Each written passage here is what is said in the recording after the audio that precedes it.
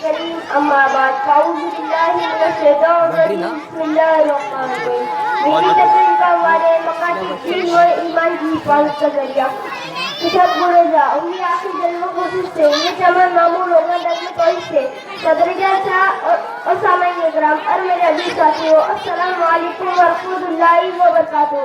آج کے اس پرستانہ اور پرعشق ماحول میں دین و ایمان کی حفاظت وقت کا اہم تقاضا ہے.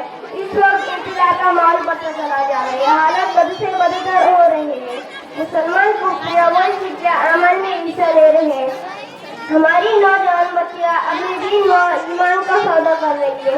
وہ اپنے دین و مذہب چھوڑ کر دوسرے راستے اختیار کر رہی ہے.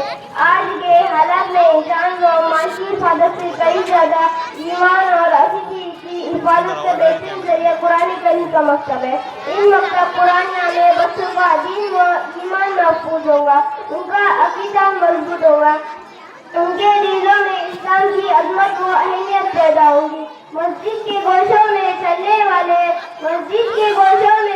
والے ان مقادس قرآنیہ کو معمولی نہ سمجھے. ان کا وجود ملت اسلام میں اکیلی اللہ کا انعام ہے. ان مقادس کے ذریعے ہمارا مستقبل تامنا کو روشن ہوگا. ضرورت اس بات کی ہے کہ ہم اپنی اولاد کو مقادس سے وابستہ کریں, انہیں قرآن کی تعلیم سے آراستہ کریں, ان کی تعلیم و تربیت کی فکر کریں, ان کے ذہن و دماغ کو اسلام و دین کے ساتھ میں ڈھالنے کی کوشش کرے.